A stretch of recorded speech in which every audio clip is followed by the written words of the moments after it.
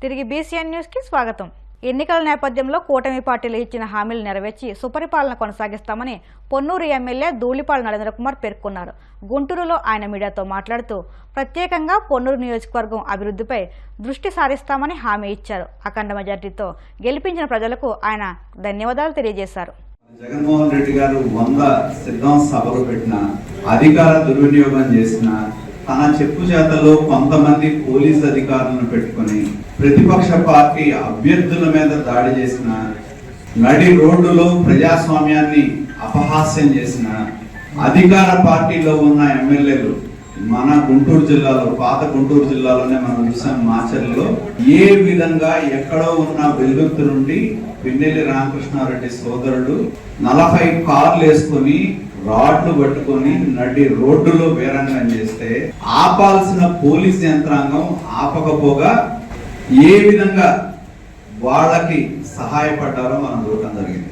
పక్కనున్న నల్గొండ జిల్లా నుంచి గూండాలని, రౌడీల్ని తీసుకొచ్చి నడి రోడ్డులో వీరంగం వేసి దాడులు చేసి కార్లు ఎక్కించి తొక్కిస్తే ఎన్నికల ముందు జగన్మోహన్ రెడ్డి గారు వైనాట్ 175 అంటే చివరికి మొదటి అక్షరం చివరి అక్షరం చూసుకున్న 15 కూడా ఆయనకి దక్కన పరిస్థితి మనం చూసాం. ప్రజావేదిక విధ్వంసంతోనే, ఏ ప్రజావేదిక అయితే ముఖ్యమంత్రిగా ఆయన అధికారులతో తొలి సమావేశం పెట్టారు, ఆ వేదికనే కూల్చివేయటం ద్వారా జగన్మోహన్ రెడ్డి ప్రభుత్వానికి ఆనాడే నాంది పలికింది. ఆంధ్రప్రదేశ్ రాష్ట్రం విడిపోయింది, మన దగ్గర వనరులు తక్కువగా ఉన్నాయి. అమరావతి రాజధానిగా ఏదైతే శాసనసభలో ప్రకటించారో ఆ అమరావతికి నాది పూర్తిగా మద్దతిస్తున్నామని చెప్పి శాసనసభలో, నిండు సభలో చెప్పి, అలాగే ఎన్నికల సందర్భంలో అమరావతిని మారుస్తాము అని వస్తే అమరావతి ఎక్కడికి వెళ్ళదు, మా జగన్మోహన్ రెడ్డి ఇక్కడే ఇల్లు కట్టుకున్నాడు, అమరావతి ఇక్కడే ఉంటుంది అని చెప్పి ఓట్లు వేయించుకున్న చివరికి తాడికొండ నియోజకవర్గంలో కూడా వైకాపా పార్టీ గెలిచింది మన ఎన్నికల్లో. ప్రతిపక్షంలో ఉన్నప్పుడు అమరావతి మీద ఎన్నో ఆరోపణలు చేశారు. కులం మీద చేశాడు, మతం మీద చేశాడు, ఇన్సైడర్ ట్రేడింగ్ అన్నాడు, అదన్నాడు, ఇదన్నాడు. ఒక్కడంటే ఒక్కడు కూడా నిరూపించలేకపోయారు. మేము ఏ విధంగా ఆయన తప్పుడు ప్రచారానికి పాల్పడ్డాడో ప్రజల ముందు సాక్ష్యాధారాలతో సహా ఉంచాం. ఏ విధంగా నిలువు దోపిడీ చేశారో మనం చూసాం. నాడు నేడు కావచ్చు, చిన్నపిల్లలకి ఇచ్చే పథకాలు కావచ్చు, రకరకాల పథకాల మీద ప్రజల సంక్షేమం కంటే వేల కోట్ల రూపాయలు ఆయన దోపిడీ చేయడం జరిగింది. కానీ 1924 చూసిన తర్వాత చేద్దామంటే పని లేదు, ఆదాయం లేదు, విపరీతమైన ఖర్చులు పెరిగిపోయినాయి. కరెంటు బిల్లుల పేరు మీద విపరీతమైన బాధలు వేశారు.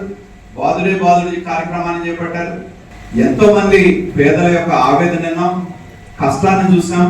వాళ్ళ యొక్క కన్నీళ్లు కూడా మేము చూడటం జరిగింది. చెప్పుకోవాలి అంటే బయటికి భయపడే పరిస్థితి ప్రభుత్వంలో. అలాగే ప్రతిపక్షంలో ఉన్న నాయకుడుగా ఉన్న మా నాయకుడు చంద్రబాబు నాయుడు గారు కావచ్చు, అలాగే జనసేన అధ్యక్షుడు పవన్ కళ్యాణ్ గారు కానీ ప్రజల్లో తిరగాలి అంటే, ప్రతిపక్ష నాయకులుగా ప్రజల తరపున పోరాడాలి అంటే ప్రభుత్వం యొక్క దయాదాక్షిణ్యాలతోనే ఉండాలి అనే ఒక నిరంకుశమైన పాలన ఈ రాష్ట్రంలో మనం చూడటం జరిగింది. అధికారం ఉందనే అహంకారంతో, అధికారం ప్రజల కోసం కాదు మా కోసం అని చెప్పి అడుగడుగున ప్రభుత్వ యంత్రాంగాన్ని, ప్రభుత్వ వ్యవస్థల్ని ఉపయోగించి ఇసుక దగ్గర నుంచి, మద్యం దగ్గర నుంచి ప్రతి ఒక్కటి కూడా వేల కోట్ల రూపాయలు దోపిడీ చేసి మరి విచ్చలవిడిగా మన ఎన్నికల్లో ఖర్చు పెట్టిన విషయాన్ని కూడా నేను గుర్తు చేస్తాను. ఉమ్మడి కడప జిల్లాకు సంబంధించి జిల్లా పరిషత్ చైర్మన్ ఆకేపాటి అమర్నాథ్ రెడ్డి తన పదవికి రాజీనామా చేశారు.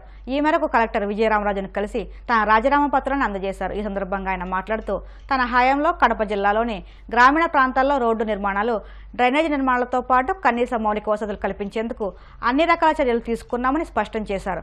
జిల్లా పరిషత్ చైర్మన్గా ప్రజా సమస్యల పరిష్కారానికి అధిక ప్రాధాన్యత ఇచ్చామన్నారు.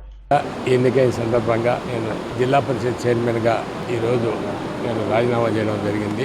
ఈ 2 సంవత్సరాలు కూడా ఈ జిల్లాలో త్రాగునీరుకి కావచ్చు, ఈ మౌలిక వసతులకు జిల్లా పరిషత్ ద్వారా మాకున్న జడ్పీటీసీ సభ్యులు కావచ్చు, అందరూ శాసనసభ్యులు కావచ్చు, అందరూ కూడా వారి సహాయ సహకారాలతో ఎక్కడ చిన్నది కూడా లేకుండా మీకు వైఎస్ఆర్ జిల్లాలో, కడప జిల్లాలో జిల్లా పరిషత్ సమావేశాలు ఏంటంటే వేరే జిల్లాల్లో జరిగినప్పుడు రభస జరగడం అన్నీ జరుగుతూ ఉండేది. కానీ వైఎస్ఆర్ జిల్లాలో అధికారులు కావచ్చు, ఇట్లా జడ్పీ స్టాఫ్ కావచ్చు, జిల్లా పరిషత్ జడ్పీటీ సభ్యులు కావచ్చు, శాసనసభ్యులు కావచ్చు, ఎంతో సమన్వయంగా ఈ జిల్లా పరిషత్తును ఈ 3 సంవత్సరాలు కూడా నడపడం జరిగింది. ఈరోజు నేను శాసనసభ్యుడిగా ఎన్నికైనాను కాబట్టి నేను ఈరోజు రాజీనామా చేయాల్సిందే. ఆగంతరం ఏదైనా ఒకే పదవి ఉండాలి కాబట్టి జిల్లా పరిషత్ చైర్మన్గా రాజీనామా చేయడం జరిగింది. రేపు భవిష్యత్తులో కూడా ఈ వైఎస్ఆర్ జిల్లాలో ఒకవేళ పార్టీ అధికారంలో ఉంది లేకపోని కూడా అందరూ కూడా సమన్వయంగా ఈ జిల్లా అభివృద్ధికి కృషి రాబోయే చైర్మన్ కావచ్చు, అదేవిధంగా రాబోయే కొత్త శాసనసభ్యులు కావచ్చు, అందరూ కూడా రాజకీయ వివక్ష లేకుండా అవన్నీ కూడా మాని ఈ జిల్లా అభివృద్ధికి అందరూ కూడా పాటుపడాలని నేను మనస్ఫూర్తిగా అందరూ కూడా కోరుకుంటున్నాను. నాకు అందరూ కూడా సహాయ సహకారాలు అందించినందుకు వారందరికీ కూడా మరొకసారి నేను కృతజ్ఞతలు తెలియజేస్తున్నాను. నిన్ననే ఎన్నికలు జరిగాయి, కానీ అది ఒక ప్రజా తీర్పు. ఆ ప్రజా తీర్పుని మేము నిజంగా శిరసావహిస్తాం. మేము ఒక అధికారంలో ఉన్నా ప్రతిపక్షంలో ఉన్నా కూడా ప్రజా శ్రేయస్సు కోసం, ఈ ప్రజల సంక్షేమం కోసం మేము పాటుపడతామని తెలియజేస్తాం. తిరుపతిలో టీడీపీ నేతలు సంబరాలు చేసుకున్నారు. రాష్ట్రంలో కూటమి ఊహించిన విధంగా విజయకేతన ఎగరవేయడంతో నేతలు సంబరాల్లో మునిగి తేలుతున్నారు. అరాచక పాలన తరిమికొట్టేలా ప్రజలు కూటమి వైపు మొగ్గు చూపారని వారు వెల్లడించారు.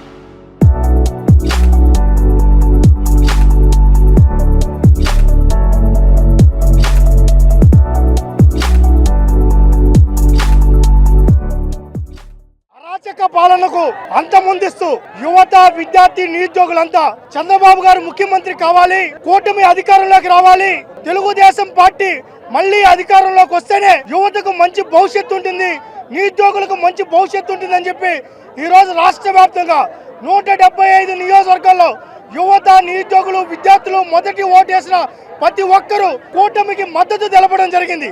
దానిలో భాగంగానే ఈ రోజు తిరుపతిలో చంద్రబాబు గారు ముఖ్యమంత్రి అవుతున్నారు. అభివృద్ధి మళ్ళీ మొదలవుతుంది. అమరావతి రాజధాని పూర్తవుతుంది. 13 జిల్లాల్లో పరిశ్రమలు వస్తాయి. రాయలసీమ, ఉత్తరాంధ్ర ప్రాంతం మళ్ళీ అభివృద్ధి వైపు నడుస్తుంది. పోలవరం పూర్తి జరుగుతుంది. పరిశ్రమలు మళ్ళీ రాష్ట్రానికి వస్తాయి. పెట్టుబడులు వస్తాయి. 20 లక్షల ఉద్యోగాలు మాకు వస్తాయి. చంద్రబాబు నాయుడు గారు మెగా డిఎస్సి మీద మొదటి సంతకం పెడతానని చెప్పారు. ఖచ్చితంగా పెడుతున్నారు.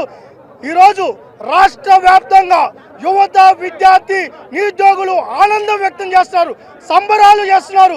ఈ అరాచకవాది, ఈ ఉన్మాది, ఈ నిరుద్యోగ వ్యతిరేకి, ఈ దగాకోరు జగన్మోహన్ రెడ్డి గద్దె దిగారని ఆనందంలో ఉన్నారు. భవిష్యత్తులో కూడా ఇంకా జగన్మోహన్ రెడ్డి మేము నమ్మం, చంద్రబాబు గారే మాకు కావాలి, అభివృద్ధి ఆయనతోనే సాధ్యమని చెప్పి ఈరోజు వేలాది మందిగా తిరుపతిలో విద్యార్థులు, యువత, నిరుద్యోగులంతా వచ్చి ఈరోజు సంబరాలు చేసుకునే పరిస్థితి ఈరోజు రాష్ట్రంలో ఉంది. మా మద్దతు చంద్రబాబు నాయుడు గారికి. సార్, ఈ రాష్ట్రం అభివృద్ధి చెందాలి. మీ వెనకాల యువతగా, విద్యార్థులుగా, నిరుద్యోగులుగా మేము ఉన్నాం. మీకు పూర్తి స్థాయిలో మా మద్దతు ఉంటుందని చెప్పి తెలియజేసుకుంటూ సంబరాలు తెలియజేస్తున్నాం. సార్వత్రిక ఎన్నికల ఫలితాలు ఆశ్చర్యాన్ని కలిగించాయని నర్సీపట్నం వైసీపీ మాజీ ఎమ్మెల్యే పెట్ల ఉమాశంకర్ గణేష్ పేర్కొన్నారు. సీఎం జగన్మోహన్ రెడ్డి పాలనలో ప్రతి పేదవాడికి సంక్షేమ పథకాలు అందించామన్నారు. అయినప్పటికీ ప్రజలు ఎందుకు వ్యతిరేకంగా ఓట్లు వేశారో అర్థం కావడం లేదన్నారు. ఏదేమైనా ప్రజల తీర్పును గౌరవిస్తామన్నారు. నిన్న జరిగిన ఫలితాలపై మాకు చాలా ఆశ్చర్యంగా ఉంది. ఎందుకంటే ఎక్కడ తప్పు చేసామో కూడా తెలియని పరిస్థితి. ఈ 5 సంవత్సరాల కాలంలో జగనన్న ప్రతి పేదవాడి కోసం ప్రతి ఒక్కరిని కూడా ఆదుకోవడం జరిగింది. ఎక్కడ పార్టీలు చూడకుండా, ఎక్కడ రాజకీయాలు చూడకుండా ప్రతి ఒక్కరు నావాలని చెప్పి ప్రతి పేదవాడి కోసం, అన్ని వర్గాల వర్గం కోసం ఎన్నో సంక్షేమ పథకాలు పార్టీల తరఫున కాకుండా, పార్టీల పరంగా కాకుండా ఎన్నో చేశారు. అయినప్పటికీ కూడా ప్రజలు ఎందుకు వ్యతిరేకంగా చేశారో మాకు తెలియని పరిస్థితి. అయినప్పుడు కూడా ప్రజలు ఏదైతే తీర్పు ఇచ్చారో దాన్ని గౌరవిస్తున్నాం. ముఖ్యంగా చూస్తే ఈరోజు నర్సీపట్నం నియోజకవర్గంలో సుమారుగా 72,000 పైగా ఓట్లు వేసిన ప్రతి ఒక్కరికి కూడా నిజంగా చేతులకి నమస్కారం తెలుపుకుంటున్నాను. ఎందుకంటే ముఖ్యంగా ఈరోజు ఎన్నికల కాలంలో ఈ 5 సంవత్సరాలతో పాటు ముఖ్యంగా ఈ 5 సంవత్సరాల్లో పార్టీ నాయకులందరూ కూడా ఎంతో కష్టపడి పనిచేశారు. ప్రతి కార్యకర్త కానీ, ప్రతి అభిమాని కూడా, ప్రతి నాయకుడు కూడా జగనన్న పథకాలను ప్రతి ఒక్కరు కూడా చేరవేసే విధంగా ప్రతి ఒక్కరు కూడా కష్టపడి పనిచేశారు. దాంతోపాటు వాలంటీర్లు కూడా ప్రతి కుటుంబానికి వెళ్లి జగనన్న సంక్షేమ పథకాలు కూడా అందించారు. వారందరూ కూడా నా ప్రత్యేక ధన్యవాదాలు తెలుపుకున్నాను. ఏదైనప్పుడు కూడా ఈ ఎన్నికల్లో నర్సీపట్నం నియోజకవర్గంలో జరిగిన మరి నర్సీపట్నం నియోజకవర్గానికి సంబంధించి మరి ఎంతో కష్టపడి పనిచేసిన పార్టీ నాయకులకు, పార్టీ కార్యకర్తలకు, పార్టీ అభిమానులకు, అలాగే శ్రేయోభిలాషులకు, స్నేహితులకు, వాలంటీర్లందరికీ కూడా ప్రతి ఒక్కరికి కూడా కష్టపడి పనిచేసి మరి సుమారుగా 72,000 పైగా ఓట్లు వచ్చే విధంగా చేసిన ప్రతి ఒక్కరు కూడా కష్టపడిన ప్రతి ఒక్కరు కూడా మరొకసారి మీ అందరూ కూడా చేతులెత్తి నమస్కారం తెలుపుకుంటూ త్వరలో మళ్ళీ అందరం కలుద్దాం. రేపు రాబోయే రోజుల్లో మళ్ళీ జగనన్నతో పాటు మన అందరూ కూడా నడుద్దాం. మరి జగనన్న మరి ఏదైతే చెప్పారో మరి ప్రజలకు అండగా ఉంటామని చెప్పి అదే విధంగా మన అందరూ కూడా ఉండాలని ప్రతి ఒక్కరు కూడా రేపు రాబోయే రోజుల్లో కూడా మీ యొక్క పూర్తి సహాయ సహకారాలు, మీ యొక్క ఆశీస్సులు కూడా ఇవ్వాలని చెప్పి మనస్ఫూర్తిగా కోరుకుంటూ నమస్కారం తెలుపుకుంటున్నాను. జై జగన్. వార్తలు ముగించే ముందు ముఖ్యాంశాలు మరొక్కసారి. రామోజీరావు మృతి పట్ల ప్రముఖుల సంతాపం. రామోజీ పార్థివ దేహానికి నివాళులర్పించిన టీడీపీ అధినేత చంద్రబాబు. జీజీహెచ్కు వచ్చే రోగులకు పరిపూర్ణమైన ఆరోగ్య సేవలు అందించాలి. అధికారులకు కాకినాడ జిల్లా కలెక్టర్ జె నివాస్ ఆదేశాలు. విజయవంతంగా ఆపరేషన్ కంబోడియా మరో 4 బాధితులను వెనక్కు తీసుకొచ్చినట్లు వెల్లడించిన విశాఖ సిపి రవిశంకర్.